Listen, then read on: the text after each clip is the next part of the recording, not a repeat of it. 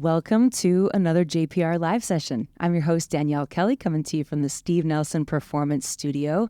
These are sessions where we get to chat with artists we admire, in-person conversations, and one-of-a-kind studio performances. This is a unique session. It's sort of a double feature of sorts. We've just discovered these artists on tour by way of local filmmaker Gary Lundgren, bringing their music to our attention and facilitating a show here in Ashland tonight at the Ashland Unitarian Fellowship Hall.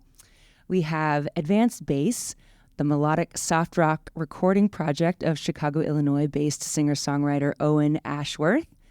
He's got an arsenal of electric piano, Omnichord, which we're going to have to talk about a little more in depth later, samples, effect pedals, and drum machines, a really warm electronic sound.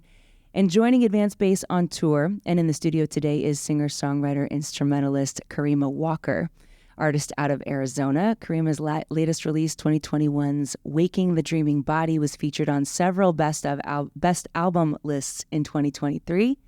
And like I said, the two are playing this evening in Ashland at the Ashland Unitarian Fellowship Hall, 7 o'clock. You can find tickets for the show at bandsintown.com. This JPR live session is made possible with the support of the Talent Club in downtown Talent, Oregon. I love kicking these sessions off with a song. Karima, since you're opening the show tonight, would you mind starting out a song for us? I'd love to. Yep. This is a newer one, not yet titled. A debut. A debut. A radio debut.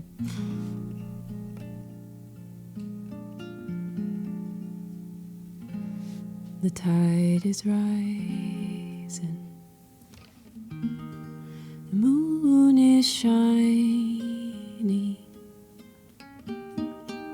Verdant, still and blooming alone.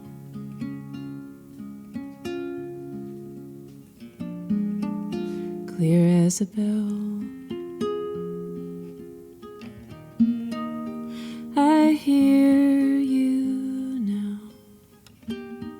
singing in the night screams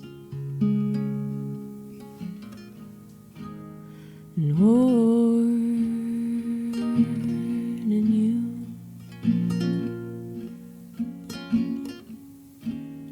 What's ringing in me is ringing in you.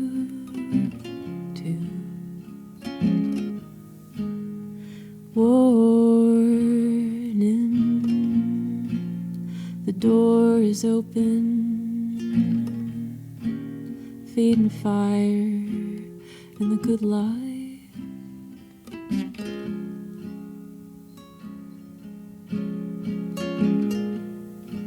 Casting clouds, making a home. The walls are rising stone by stone. Sun-dried clay, brittle and dappled, sharp as grief and bone white. And warning you.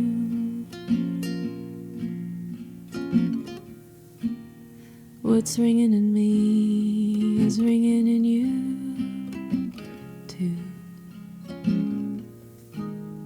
Warning,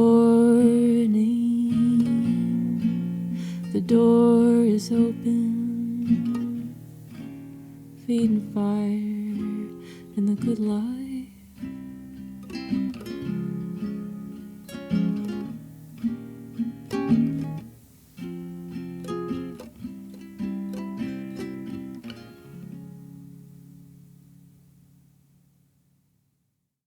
That is Karima Walker live at Jefferson Public Radio, an untitled song from the next release, I imagine. Yeah. Beautiful. Thank you. Thanks.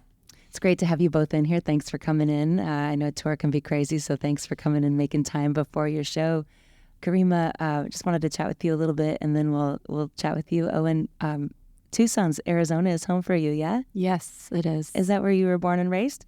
No, born in Southern California and then grew up in Tucson. So definitely my hometown, but yeah. And now I understand you're primarily a musician, but you're an interdisciplinary artist. And I've read that you collaborate with dancers, sculptors, cinematographers, photographers, and even creative nonfiction writers. And so that sounded like a really wild list of conglomerate of things. I was wondering if you could explain how you blend those modes. That's a good question. I think,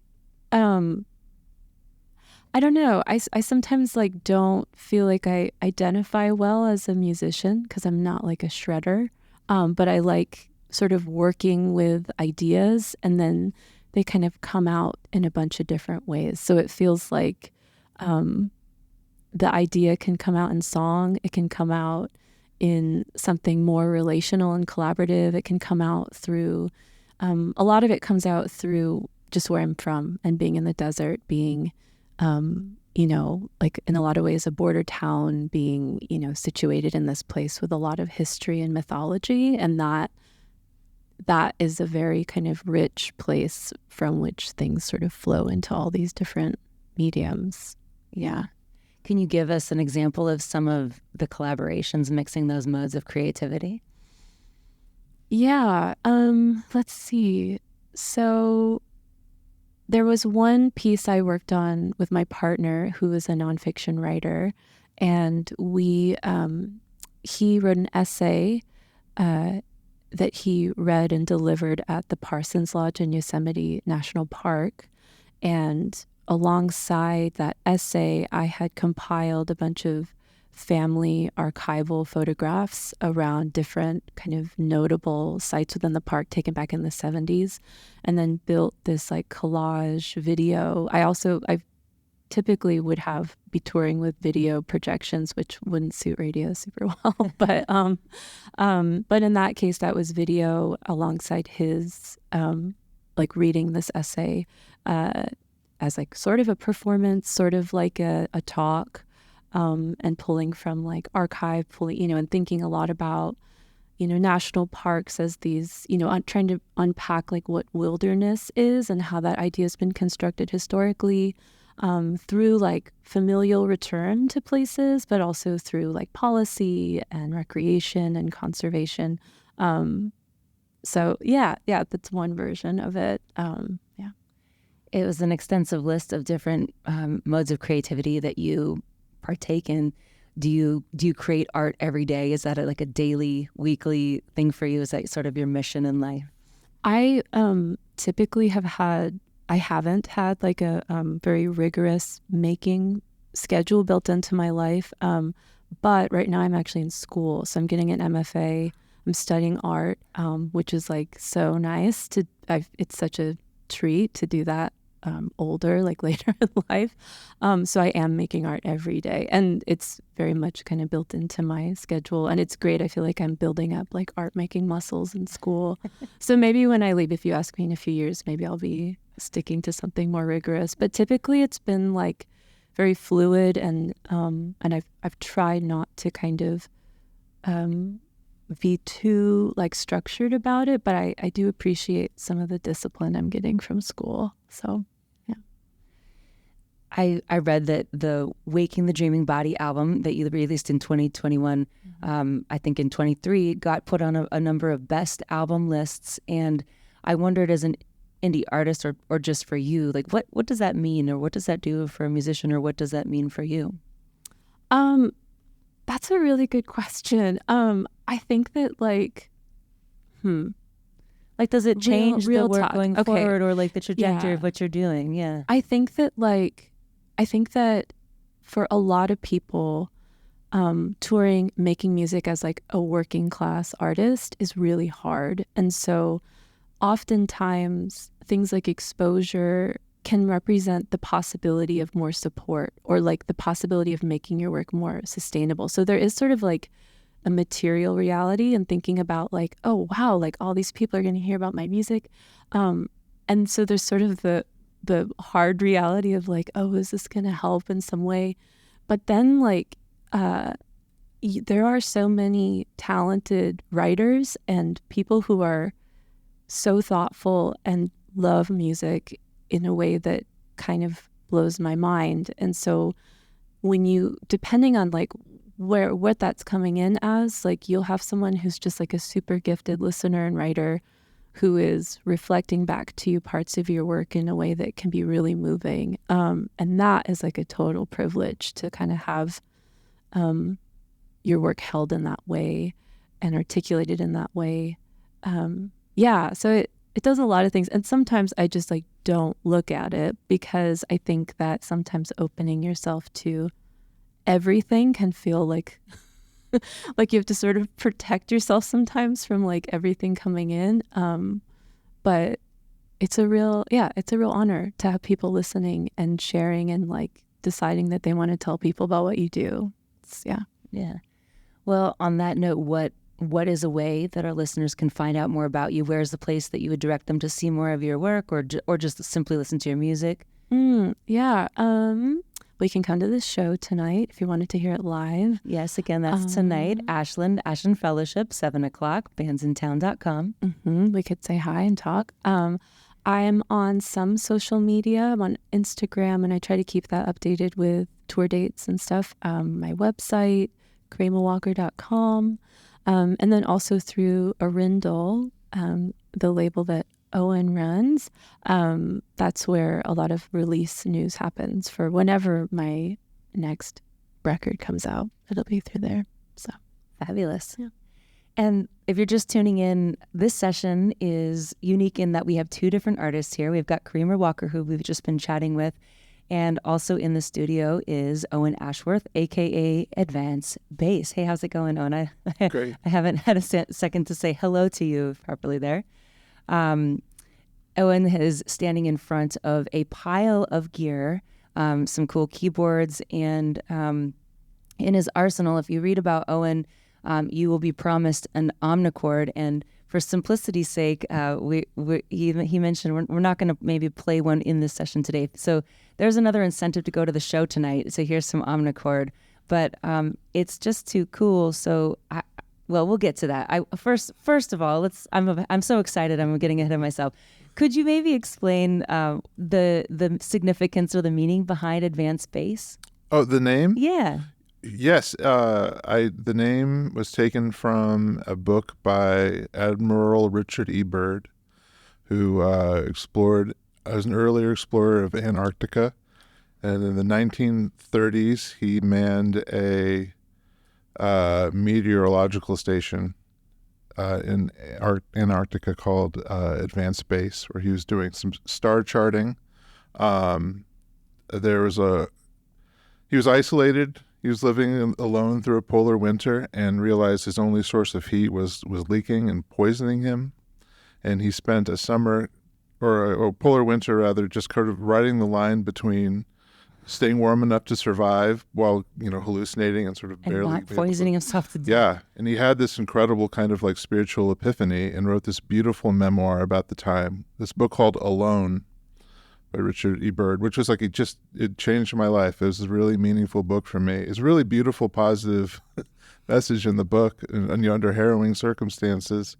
So as someone who maybe foolishly decided to start a band by himself and attempt to do the work of several people on my own, I kind of took Advanced Bass as the moniker for the music. Also started this music project in the winter of 2006 in Chicago in the poorly heated little rehearsal room. That the room became Advanced Bass to me, and that sort of became the name of the music project. It sounds really fitting, and I've read the descriptor a couple times about your music being depressing and weirdly uplifting. Yeah, that seems really fitting. That was a quote from someone who came to see me at a show, and yeah, that's awesome.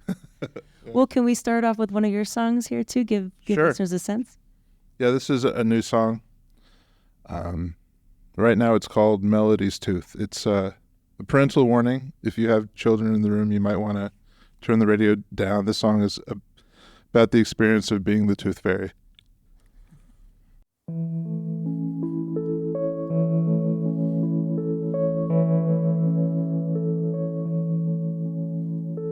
Melody lost your tooth the other night, and I only had a 20 on me. And Claire was in Wisconsin seeing her mom, 'cause she just had surgery. So after I tucked Melody into bed and waited a while till she was asleep, I put on my shoes and I left out the back and walked to the liquor store. No, I just intended to break my 20 so I'd have $1 to put under her pillow. I figured a 6-pack of High Life would do the trick, as well as a candy bar would. So back to the house with a 6-pack in hand, a 10 and a 1 in my wallet. I snuck through the back door to Melody's room, but found her bed empty. Well, I said her name and I turned on the light. Then panicked and shouting, I searched through the house. And just as I thought I should call the police, I heard Melody through the window. And I ran out the front door as she turned to me, her bare little feet on the street. And through her sobbing, she asked me, where did you go? Where did you go, Dad? I couldn't find you.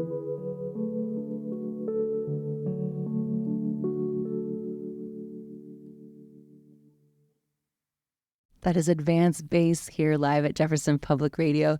Oh, I think it fits. It's so sweet, so sad and sweet. Thanks. That was called Melody's Tooth. Okay, I lost my train of thought. I was so lost in that Tooth Fairy song. I read you were scheduled to play a show in Ashland a few years ago, back in the great year of 2020. Yeah. You played a show in Portland, and then like the day before you were supposed to be down here, the pandemic hit. Things got shut down. Yeah, March of 2020. Yeah. Well, welcome back to the West Coast. Glad to have you here. Glad to be here. And it's a question we've asked a lot of artists touring through, but everyone's it hit everyone similarly and differently. How did it feel to be back touring again, and how has that shifted things for you? I feel like I've come back to touring with it's a very different sense of gratitude. Realized how much performing music was just kind of had become an essential part of my emotional life, and it's absolutely the way I kind of have community and process a lot of feelings and confusion. And having those 2 years where I wasn't performing in front of people, I was really wrestling with what music meant to me, and I didn't really know again until I started performing again. But no, yeah, it's just I think I'd probably have to join a cult if I wasn't doing this because it's a really important part of my life. I've been playing music in front of people since my early 20s. I'm 47 now, and it's just kind of part of my routine. It's just one of those habits that's just so baked into the core of my life at this point. Not only are you a performing musician, but I guess as someone who's not, I'm not proficient in any kind of gear or technology. I don't play an instrument. I assume people who are playing music through instruments like yourself are proficient at technology and gear, but or what I'm trying to say is production. So am I right that you are your own engineer? You produce and engineer your own music as well?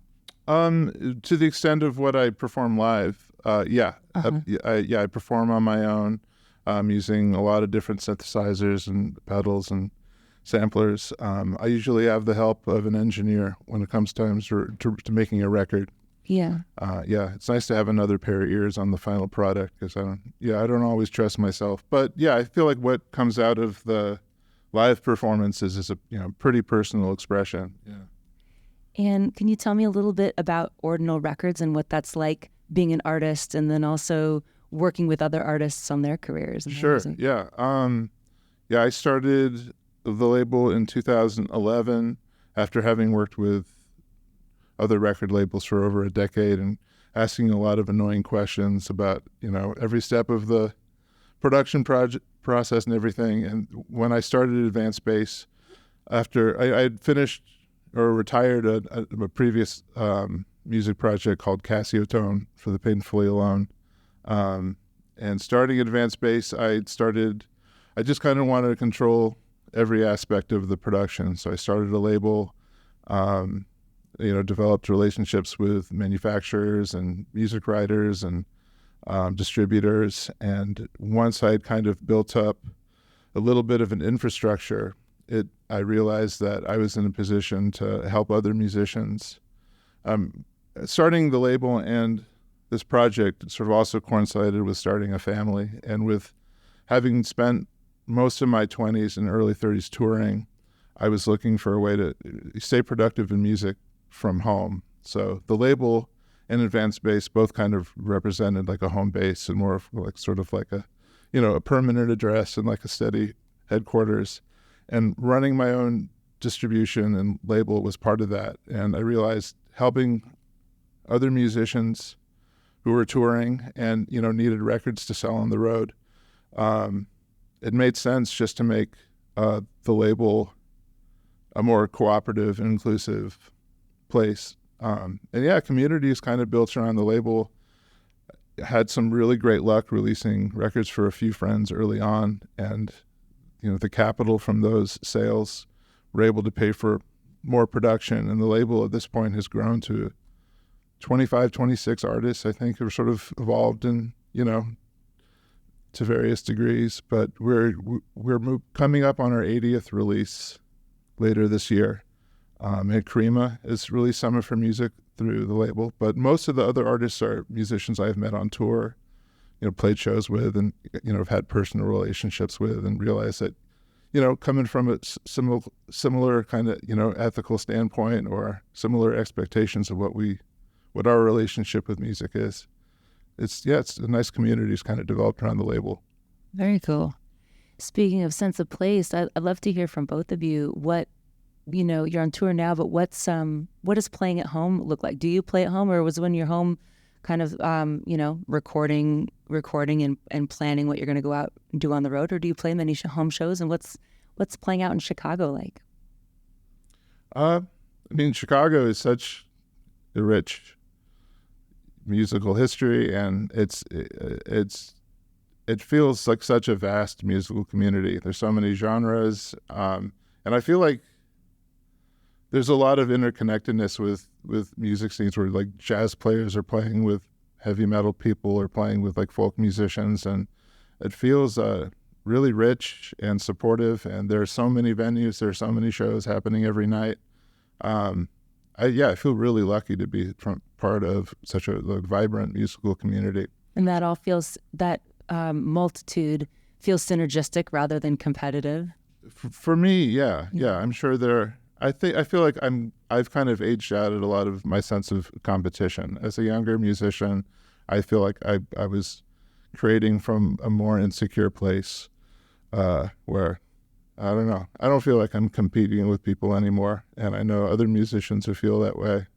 But no, it feels supportive from my perspective. And most of the shows I play locally are when touring musicians are coming through, like friends, and they're looking for like a local support to, help get people out to the show. So when I'm playing shows, it's mostly because I'm playing with another musician who I'm very excited to help introduce Chicago, to Chicago, and introduce Chicago to. Interesting. And Karima, could you paint us a picture of the music scene where you're at in Tucson? Mm-hmm. Yeah. So it's a funny situation now. I'm actually in school in Phoenix, like 100 miles north of Tucson.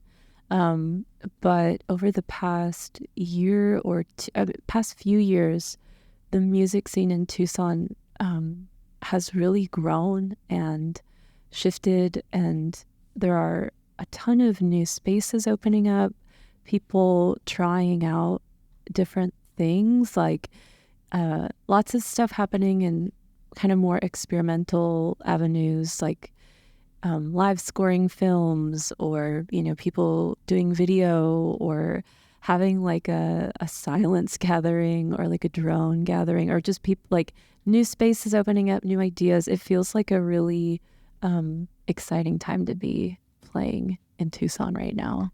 Yeah. Well, it's really interesting to hear about both of your backgrounds. We have time for one more song. Would you like to wrap up with something? Sure, Owen? great. This is another advanced bass song called The Only Other Girl from Back Home, and it's about college towns.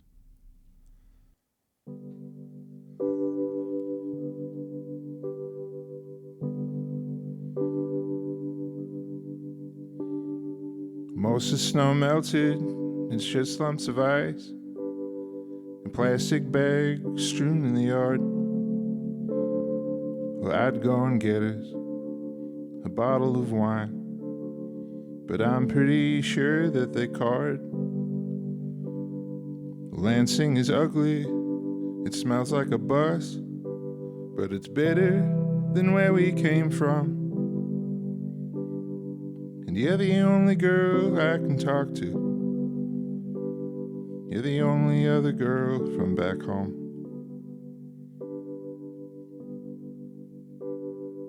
You got a job, and you got me one too.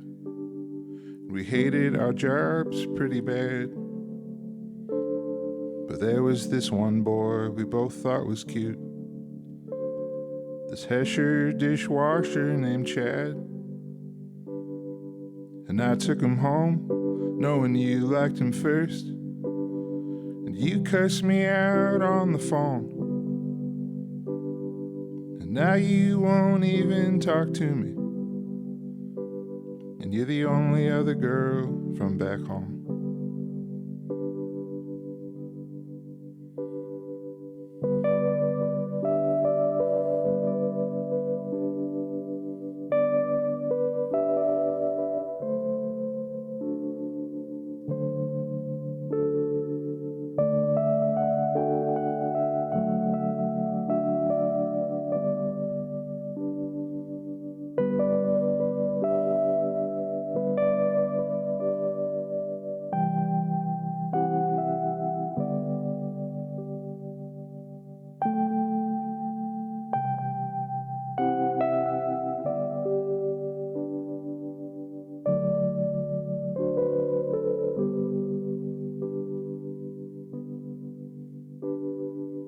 I ran into Case Man an hour ago. He was just passing through town, and he said this junior took gasoline cans, and she burned our old high school down. Well, I ran to find you, I looked everywhere, though you said to leave you alone. You're the one person that I thought should know. You're the only other girl from back home. You're the one single person I wanted to tell. We're the only two girls from back home. That is Advanced Bass, or Owen Ashworth, here live at Jefferson Public Radio. Also in the studio, Karima Walker. Before we sign off, I just want to talk a little bit about that Omnichord. I've never seen one before. Yeah. There we've got keys and samples and pedals over here. And is it safe to say that at the show tonight, if they make it to the Ashland Fellowship show tonight, they would get a little taste of this Omnichord? Sure, I can give a very brief demonstration. Oh, I would be delighted. I'm sure the listeners would be too. There'll be pictures on our website later. And on our social media, you can follow JPR Music. We'll get photos of it for them as well. Sure. Yeah, so the instrument is called an Omnichord. It's made by a company called Suzuki that also makes motorcycles, strangely.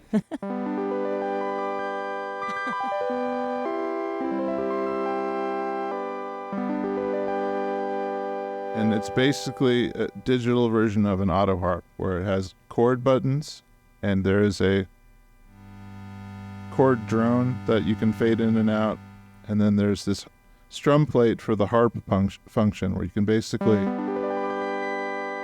strum a chord like an auto harp, but it being an electronic instrument, it lends itself well to incorporating it with other electronic instruments.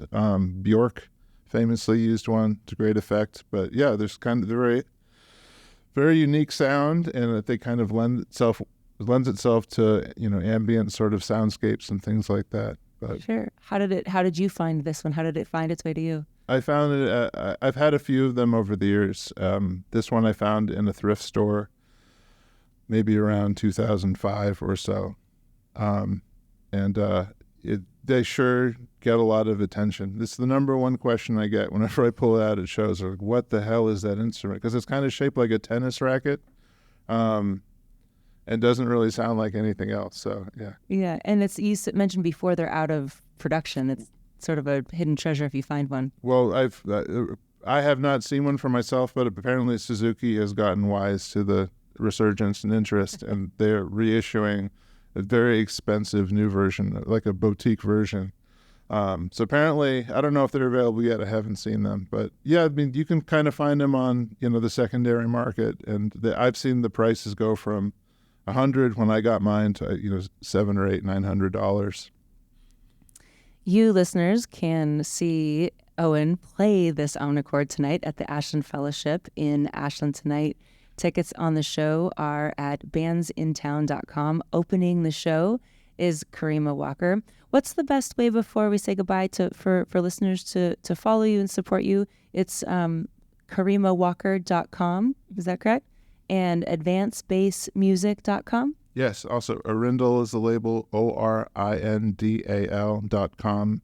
You'll find links to Karima's music, my music, and 20 plus other weird artists like ourselves. Beautiful. Thank you so much. Thanks for coming in. Have a wonderful show. Have a wonderful rest of your tour, everybody. Thank you so much for having us. This JPR live session is made possible with the help of the Talent Club, serving cold drinks and great music in a casual atmosphere in downtown Talent, Oregon. Find their live music schedule at talentclublive.com. Find this and our past live sessions archived on our website, ijpr.org, later today and wherever you listen to your podcasts. This session has been engineered by John Griffin of Lunazen Studios.